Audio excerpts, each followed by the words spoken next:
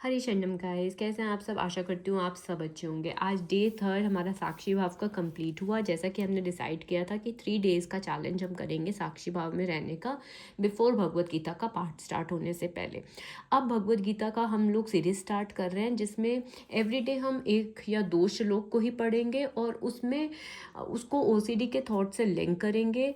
Second, हम एक ritual everyday break करेंगे। थर्ड, हम एक न्यू हैबिट को अडॉप्ट करेंगे एवरीडे, जो कि हम रेस्ट ऑफ द ईयर को फिर हम फॉलो करेंगे।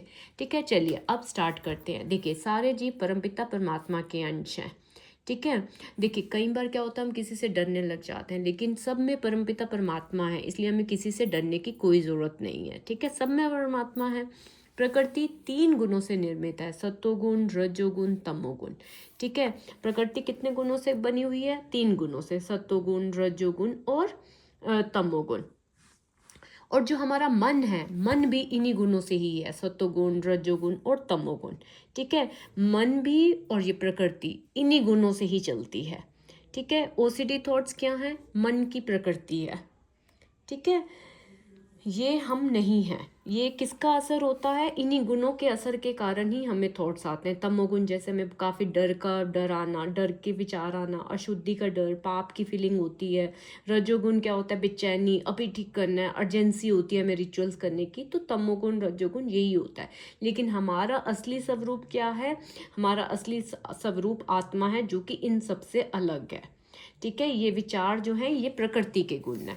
प्रकृति 3 गुणों से निर्मित है, सत्वगुण, रजोगुण, तमोगुण। इन गुणों के ऊपर नित्य काल है। इन गुणों और नित्य काल, देखो इन्हीं गुणों के काल के संयोग से कार्यकलाप होते हैं। इन्हीं गुणों के कालों से हमें थॉट्स आते हैं।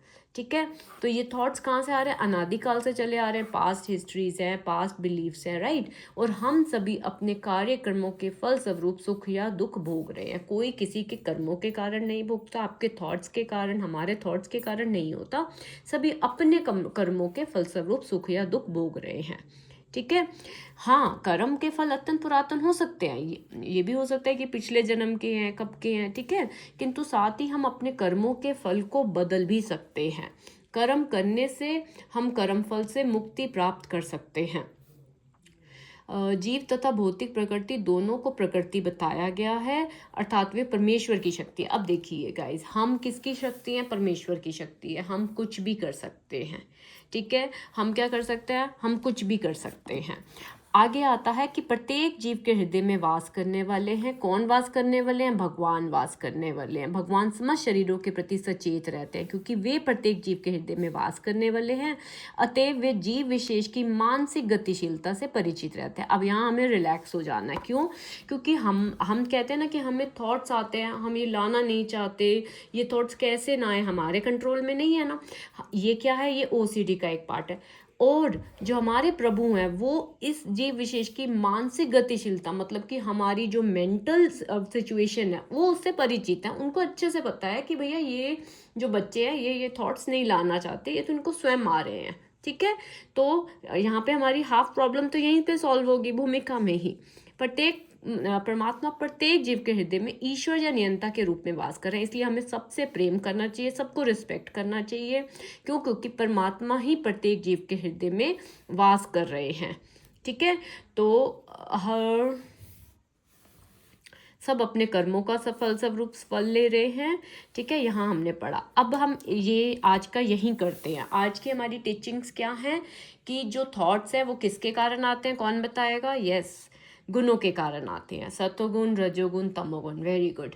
नेक्स्ट हमारा क्वेश्चन है कि क्या परमात्मा सबके अंदर वास करते हैं, तो हमें सबको रिस्पेक्ट देनी चाहिए? यस, परमात्मा सभी में वास करते हैं और हमें सभी को रिस्पेक्ट देनी चाहिए। ओके, थर्ड क्वेश्चन हमारा इसमें बनता है कि जो परमात्मा है, क्या उनको हमारी मानसिक गतिशीलता के बारे में पता है? भगवत गीता क्या कहती है? यस, वो उनको जीव विशेष की मानसिक गतिशीलता के बारे में पता है। ठीक है, तो आज को हमें इतना ही माइंड में रखना है। आज एक रिचुअल आप ब्रेक करेंगे कोई भी, और एक हैबिट अडॉप्ट करेंगे। कुछ भी हैबिट अडॉप्ट करिए, चाहे बाहर 5 मिनट्स वॉक पे जाइए या पानी गर्म पीना शुरू कीजिए मॉर्निंग में। एवरीडे मैं 1 हैबिट अडॉप्ट कर रही हूँ, आप चैनल में देख सकते हैं। तो उसमें से कोई हैबिट पिक करिए, कोई भी पिक करिए, ठीक है।